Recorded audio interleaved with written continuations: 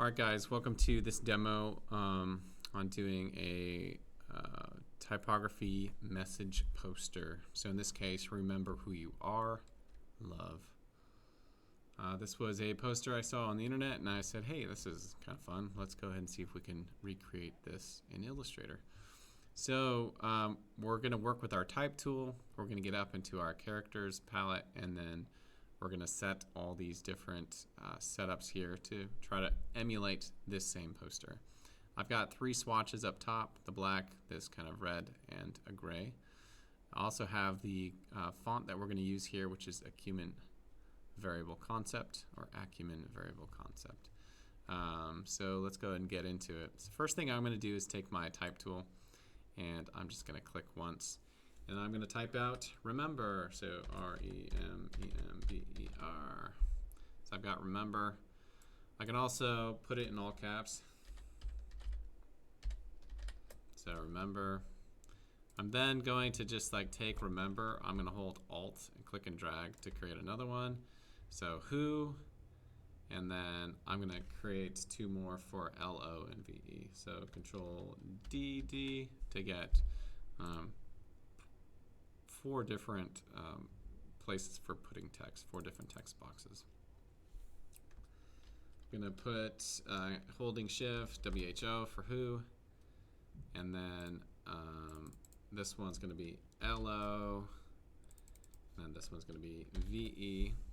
So I got those setups.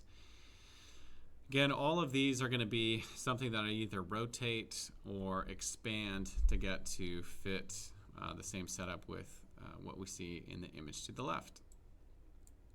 For the UR, that's actually set up in a vertical typing position. So I'm going to actually have to change my type tool. So if I click and hold on it, I can then go to the vertical type tool. And so I'm just going to select that, click out here again. You can see Lorem Ipsum fills in with dummy text. So I'm just going to put YOU. I'll put a space and then ARE. If I want, I can create another space in there, just put a couple spaces, just so there's a nice distance between the 2 words.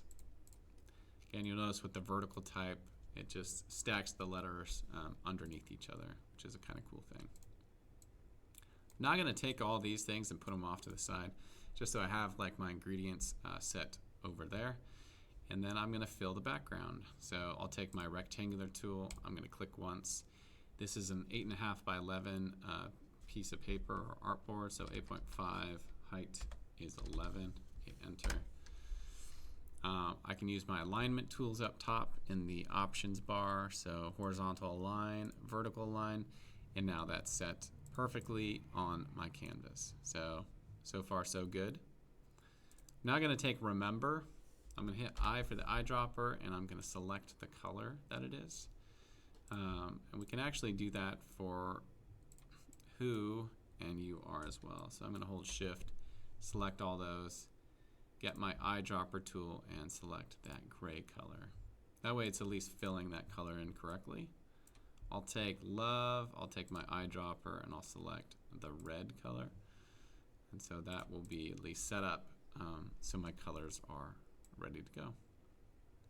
Now if I take my objects, my type objects, and try to put them over to the left, you'll notice that they don't actually cover it, so they're still behind. So what I can do is I'm going to put them behind there right now, then I'll click on my background shape. I'm going to right click, and then I'm going to go to arrange right here, and then I'll hit send to back. You'll notice there's also those keyboard shortcuts, Control left bracket to send to back. You can do Shift Control left to send all the way to the back. So I'll do that, and now you can see the type shows up. I'm going to move my pieces out here again just so they don't interfere with my design. So the first thing I'll do is I'll take remember, and I'm going to click on it once with my selection tool. And if I go to the corner of the bounding box, you'll notice the little curved arrow shows up. And I can click and drag that to go to 90 degrees. If I hold Shift while I do that, it'll also lock it into 90. So this looks good. I'm then going to hold Shift and scale it out from the corners just to kind of give it that nice vertical growth so it actually gets to that same height. And then you'll notice I need to get to a much thicker font family. So in my variable concept, I've got that selected. I'm going to go into the drop-down menu to the right of the font family name, and this goes into the different styles. So these are all the different styles within the font family. And what I'm going to set it to is wide and black. So now you can see it doesn't actually fit in there anymore. So again, holding Shift, I'll scale it down to fit. So that looks pretty good. If you don't hold Shift, you're going to end up distorting your type, and that's one of the typography no-nos, so don't do that. Again, typographers work long hours to make these types look good with all their proportions, so respect their work by not distorting their type. I'm going to see what ultra black looks like. I think that's a little bit too wide. So there's remember, that looks pretty good. I'm going to take who over here, again, hold Shift, rotate it. I'm going to eyedrop that same font by hitting I and then getting the eyedropper and clicking on it. And then I'm going to hold Shift and scale it out. With this font, it looks like it's a little bit on the thick side, so maybe I'll go to wide and bold, or I could even do wide medium. I'm going to set it to, maybe I'll do semi-bold. That's kind of like in between there. So I've got who, remember who. That looks pretty good. Then I'll bring UR over here. I'm going to hit eyedropper, and I eyedrop the remember. Looks pretty good. Maybe I can increase 120. That might be too big. Let's try 110.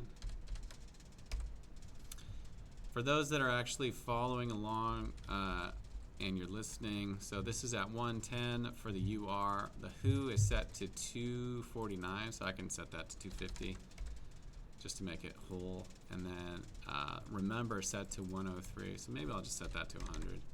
Just so I have nice, simple, round measurements. So remember who you are. So that looks good.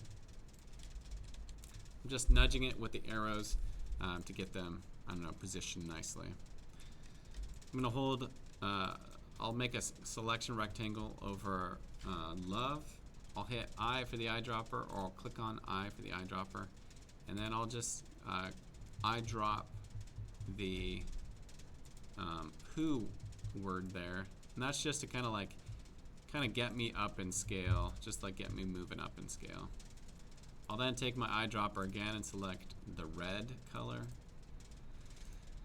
and I'm not quite sure if this is going to work that well, so wide semi-bold, maybe I'm going to change this to, I don't know, regular. So I think changing it to regular is going to look a little bit better. And that looks pretty good to me. Well, that's interesting. It's already like in a different orientation than some of the other words. I'll bring this one to the front, arrange, bring to front. There we go.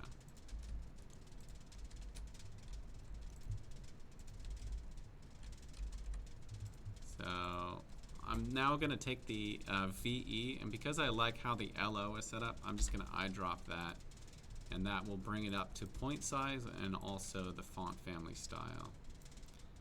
I'm also going to right click this, arrange, and bring it to the front. That way it's just kind of set up there from the very beginning. So now we got everything within the composition kind of like in place and in color. I'm doing like little nudges here, so like the L kind of crosses the M, like right where the M has the kind of like little wedge to it. I think that's kind of cool. I'm also looking at like where the V and the E are placed and how they intersect with the other letters.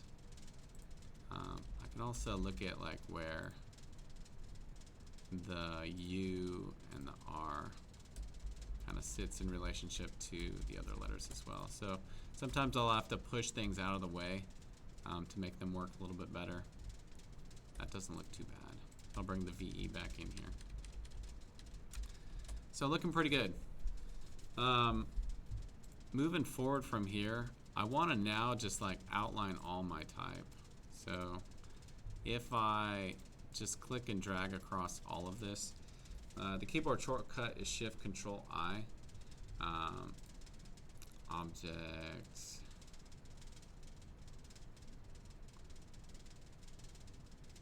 I'm trying to remember.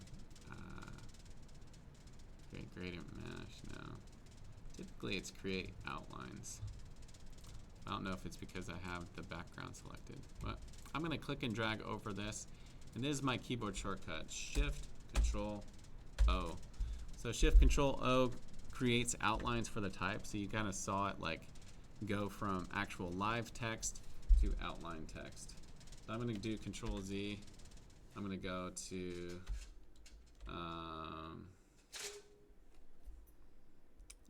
let's see, Control-Y for my outline view. And then with this text selected, I'm going to do Shift+Ctrl+O just so you can see like it went from black to then outlines. So now this is no longer live text, it's actually all artwork. Control-Y to get out of outlines just so you can see that. Okay, so we have outline type. The last move is to get all these arrangements set up so that the letters kind of appear as if they're weaving between each other. So I'm then going to go to my window, go down to Pathfinder. It's going to pop open this window right here. And within the Pathfinder tool, there's this cool tool right here, Divide, which basically cuts all the pieces apart from each other so that everything where they overlap, it just turns into its own particular piece and shape. So I'm going to click on this, and you guys are going to see pretty quickly how I can choose which piece looks like it's in front of which piece by just simply changing its color. So I'm going to click Divide. There it goes. Looks like not much changed. And now what I'm going to do is use my direct selection tool, and I'm going to click on the Y in this case, and then I'll hit I for the eyedropper and click on that gray. And you can see now that it looks like the Y is in front of that red O. So let's zoom in here. If I use the standard selection tool, everything is selected. So again, use your direct selection tool that allows you to select a specific piece of a group. So now I got this. I'm going to hit I, or I'll click on my eyedropper in the tools panel, and I'll click on the color I want. With this one, I think it'll be kind of fun to make the U look like it's wrapping up around the O on this side. So I'm going to just take this piece right here, hit I for the eyedropper tool, and change that color. So it kind of looks like the O is like sliding through the U there. Let's zoom out. So here we're going to make the O go through the other O and then behind the other O. So in this case, I'm going to make this one turn white. So I click on it, hit I for the eyedropper, and there you go. If you want to get to your direct selection tool quickly, A will get that for you. So in this case, this should go behind the H. So I'll click on this section, hit I for the eyedropper. That makes the H come in front. Here, the W crosses in front of the V. So A for the direct select. I'm going to click on this section, I for the eyedropper, and that pops it out. And that's looking pretty good. For remember, like these parts are going to actually come in front. So let's see here. Maybe I'll bring this one. Or I could do this. This might be kind of fun. So I'll select this M here and make it look like it's kind of weaving through the M there.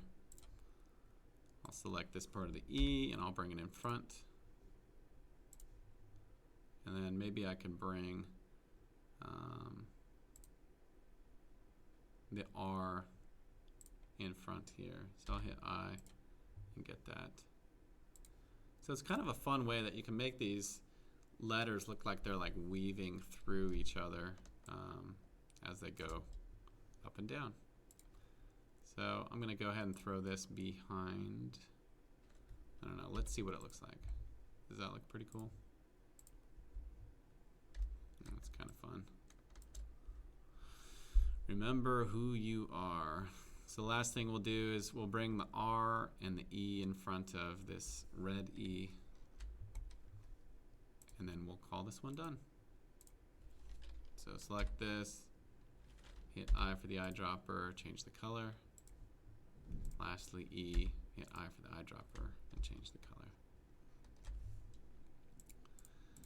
So there you go. Remember who you are. Love. You guys are meant to be loved. So I hope you can enjoy doing this inspiration poster. There might be some things that I would change, like maybe I would have scooted remember a little bit more over to the right before I started weaving them together. Ooh, and I can see something here I've also not done. I need to bring this piece, and this piece to the front. So I drop that, bring it forward. There we go. So there you go. We've got a bunch of letters. So typography kind of like mixing together as if these letters were cut out and then kind of like woven together on a piece of paper. It's kind of fun with typography to take a message and then also put it together in a way where it almost looks like a painting or an abstract collection of shapes. It makes it kind of an interesting and fun way to read type. So hope you guys can enjoy making this inspiration poster. If you want to change your colors around, so long as you stick to 3 colors, I think that'll be the one limitation I'll put on this exercise.